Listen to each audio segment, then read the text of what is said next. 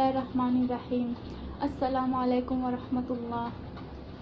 अस्सलामु अलल हुसैन व अला अली इब्न हुसैन व अला औलादिल हुसैन व अला अस्हाबिल हुसैन। सबै दिदीदाई भाइ बहिनीहरूलाई मेरो सादर नमस्कार। म फैरिन बानो आज तपाईहरुको लागि यो भिडियो लिएर उपस्थित भएको छु। म काठमाडौँको एउटा नेपाली नागरिक हुँ र म एक मुस्लिम फ्यामिलीबाट बिलोङ गर्छु।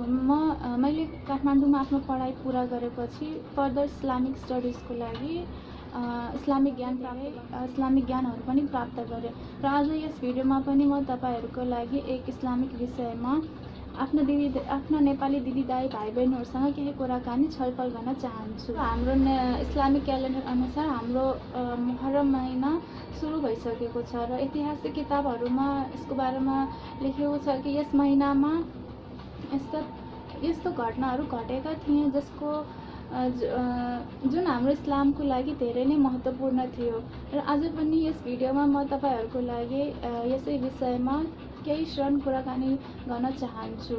अल्लाहले हामीहरूलाई धेरै लाभहरू धेरै नेमतहरू प्रदान गर्यो र ती नेमतहरूमध्ये सबैभन्दा ठुलो नेमत यो हो कि उसले हामीहरूलाई एक मनुष्यको रूपमा हामीहरूको सिर्जना गर्यो र त्यसपछि हामीहरूमा बुद्धिको पनि सिर्जना गर्यो र यो हामी एक मनुष्यलाई एक जनावरबाट भिन्न पार्छ र त्यसपछि हामीहरूको जन्म एक मुस्लिम परिवारमा पनि गरायो। यो पनि एक ठुलो नेमत हो र यो भन्दा पनि ठुलो नेमत यो हुन सक्छ कि उसले हामीहरूको परिचय अहलुल बैतबाट गरायो।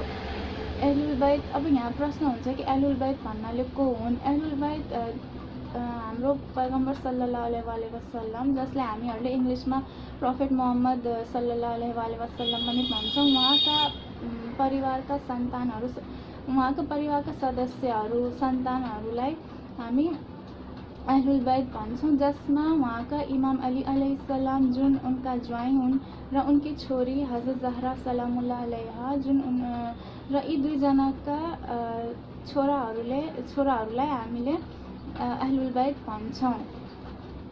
जबसम्म हाम्रो पैगम्बर जीवित थिए उहाँले इस्लामको लागि धेरै परिश्रम गर्नुभयो। उहाँले अल्लाहको बारेमा, कुरानको बारेमा, इस्लामको बारेमा मानिसहरूलाई धेरै जानकारी दिनुभयो र मानिसहरूको हिदायत गर्नुभयो। हिदायत भन्नाले हरेक मानिसलाई सही बाटो देखाउनु भयो र उनको देहान्तपछि यो काम उनका अहलुल बैतले सुरु गरे र जब सन् 60 हिज्रीमा पुग्यो, 60 हिज्री भन्नाले जस्तै हाम्रो नेपाली क्यालेन्डर अनुसार विक्रम सम्वतको प्रयोग गरिन्छ, त्यसरी नै हाम्रो इस्लामिक क्यालेन्डर अनुसार हिज्रीको प्रयोग गरिन्छ।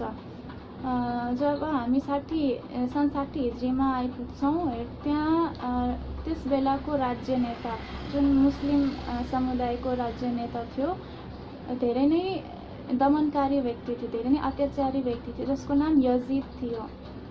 त्यसले आफ्नो जनतामाथि नै अत्याचार गर्ने, कष्ट दिने, अन्याय गर्ने र सबैभन्दा ठुलो काम यो कि उसले इस्लामको सुप्रचार गर्न सुरु गर्यो र उसको उद्देश्य यो थियो कि इस्लामको विनाश गर्न उसको उद्देश्य थियो। र जब इमाम हुसैन अलैहिस्सलाम जुन हजरत मोहम्मद सल्लल्लाहु अलैहि वसल्लमका नाती हुन् र सबैभन्दा प्यारो नाती पनि हुन् र इमाम अली अलैहिस्सलाम र हजरत जहरा सलामुल्लाह अलैहा दोस्रो छोरो हुन्, उहाँ जीवित हुनुहुन्थ्यो र जब उहाँलाई यजिदको यो सबै कुरा थाहा भयो, उनी यसको विरुद्धमा सङ्ग्राम गरेर उनी उभे र जब यजिदलाई यसको बारेमा थाहा भयो कि इमाम हुसैन अलैहिस्सलाम उसको विरुद्धमा उभेको छ, सङ्ग्राम गरेको छ, त्यसले आफ्नो हजारौँको सङ्ख्यामा सैनिकहरूलाई इमाम हुसैनको तर्फ पठायो र आदेश दियो कि इमाम हुसैनको हत्या गरिदियो। पहिलो आदेश यो दियो कि ऊबाट बैअत लियो। बैअत भन्नाले हात मिलाउनु, यानि ऊ चाहन्थ्यो कि इमाम हुसैन उसँग यानि यजिदसँग हात मिलाओस् र यदि मानेन भने उसको हत्या गरिदियो भन्ने आदेश दियो। र जब इमाम हुसैन अलैहिस्सलामलाई यो थाहा भयो कि यजिद ऊबाट बैयत चाहन्छ, इमाम हुसैन अलैहिस्सलामले यो भन्यो, जवाफमा यो भन्यो कि म कहिले पनि तिमीसँग बैयत गर्दिनँ र म जस्तो जो पनि हुन्छ उसले पनि कहिले पनि तिमीसँग बैयत गर्ने छैन। अलैहिस्सलाम त्यस बेला मदिनामा थिए र जब उनलाई थाहा भयो कि उनको हत्याको लागि यजिदले सैनिकहरू पठाएका छन् भने उनी चाहँदैन थिए कि उनको रगत मदिनामा बगोस्। त्यसैले उनी आफ्नो सबै परिवारहरूलाई लिएर मक्कातर्फ लागे। मक्कातर्फ लागेपछि जब शत्रुहरूलाई थाहा भयो कि इमाम हुसैन अलैहिस्सलाम मक्कातर्फ गएका छन्, उनीहरूले षड्यन्त्र रच्यो कि जब इमाम हुसैन अलैहिस्सलाम हज गरिरहेको हुनुहुन्छ त्यही समय उहाँको हत्या गरिदिन्छ। र ऐतिहासिक किताबमा लेखिएको छ कि यही समयमा कुफाका मानिसहरूले धेरैको सङ्ख्यामा चिठी र पत्र इमाम हुसैनको लागि लेखेका थिए। कुफा एक सहरको नाम हो जुन इराक देशमा छ। त्यस चिठीमा लेखेको थियो कि हामीहरू यस यजिदबाट धेरै नै कष्टमा छौँ, धेरै हामीहरूमाथि अत्याचार भइरहेछ, अन्याय भइरहेछ, हामीहरू धेरै नै पीडित छौँ। त्यसैले हामी चाहन्छौँ तपाईँ हजरत मोहम्मद सल्लल्लाहु अलैहि वसल्लमका नाति हुन्, त्यसैले हामी तपाईँबाट मद्दत माग्छौँ र चाहन्छौँ कि तपाईँ यहाँ आउनुहोस् र हामी पनि तपाईँको साथ दिन्छौँ र हामी सबै मिलेर उसको विरुद्धमा सङ्ग्राम गर्छौँ र इस्लामलाई बचाउँछौँ। र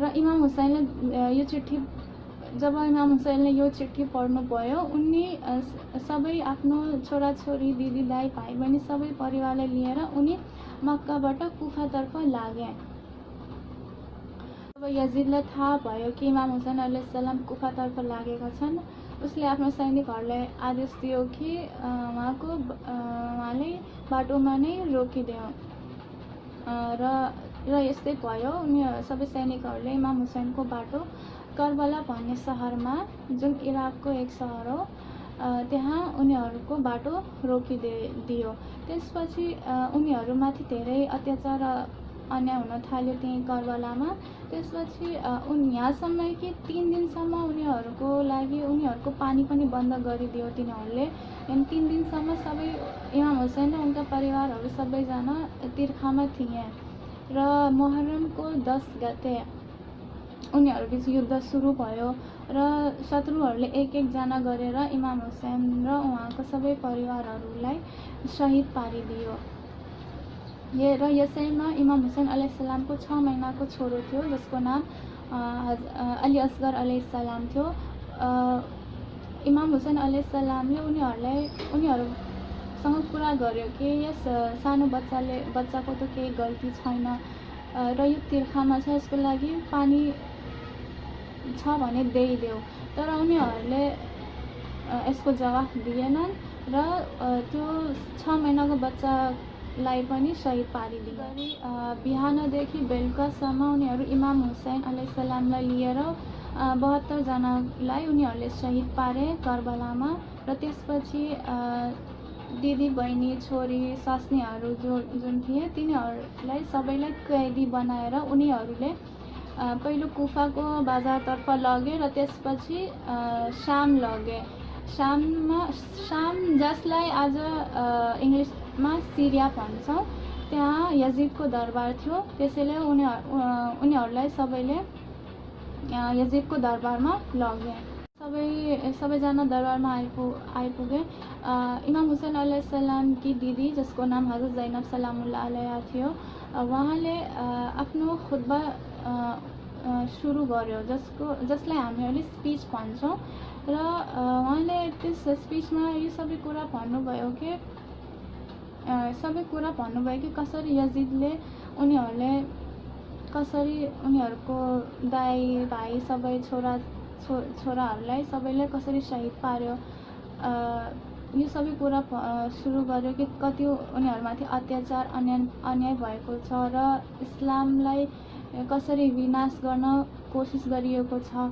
यो सबै सुन्दा त्यो यजिदको दरबारमा रहेका उपस्थित जनताहरू रुन थाले र सबैले यो भन्न थाल्यो, सबैले यो नारा लगाउन थाल्यो कि यजिद मुर्दाबाद र हुसैन जिन्दाबाद भन्न सुरु। बलिदानको कारणले हो जसले गर्दा आज हामी सबैले सबै ठाउँमा अजानको आवाज सुन्न पाउँछौँ, जसलाई सुनेर सबै मुस्लिमहरू नमाज पढ्न जान्छन्। र त्यही बलिदानको कारणले हो जसले गर्दा आज हामी साना साना बच्चाहरूको मुखबाट पनि पैगम्बर सल्लल्लाहु अलैहि वसल्लमको कलमा सुन्न सक्छौँ। र त्यही बलिदानको कारणले हो जसले सबै मुस्लिमहरूले कुरान जस्तो किताबलाई, जुन अल्लाहले पठाएको किताब हो, त्यसलाई आफ्नो छातीसँग लगाएर यो किताब अल्लाहको तर्फबाट हो भनेर त्यसको साक्षी पनि दिन्छन्। र यो सबैको कारण इमाम हुसैन अलैहिस्सलामले करबलामा दिएका र उनका परिवारहरूले दिएका त्यस बलिदानको कारणले हो, र जसलाई इस्लामलाई कयामतसम्म जीवित पारिदियो। हाम्रो नेपालतर्फ हेर्दा हामी नेपालीहरूलाई धेरै यसको बारेमा नलेज छैन, धेरै जानकारी छैन यसको बारेमा। र यसको कारण यो पनि हो कि यसको धेरै प्रचार पनि गरिएको छैन। उसलाई जति पनि थाहा छ उसले आफ्नो भावनालाई खुल्ला रूपमा स्पष्ट गर्न सकेको छैन, किनकि त्यो सुविधा नहुनको कारणले हो। जस्तै जग्गा छैन, ठाउँ छैन, विशेष ठाउँ छैन, अथवा इमामबाडा नहुनुको कारणले पनि हो। र यो सबै कारणले गर्दा हामीहरूले आफ्नो इमाम हुसैनको लागि हामीहरूले आजादारी गर्न सकेका छैनौँ, यो सबै सुविधा नहुनुको कारणले हो। आज हुज्जतुल इस्लाम वल मुस्लिमीन डाक्टर जैनुल आबिदिनको नेपालमा उपस्थितिको कारणले यो सम्भव हुन सकेको छ कि सानो समूहमा भए पनि हामीहरूले आजादारी मनाउन सकेका छौँ र हामीहरूले आफ्नो मेसेजहरू तपाईँहरूसम्म पुर्याउन सकेका छौँ। यो सबै सम्भव भएको छ उहाँको परिश्रमको कारणले हो।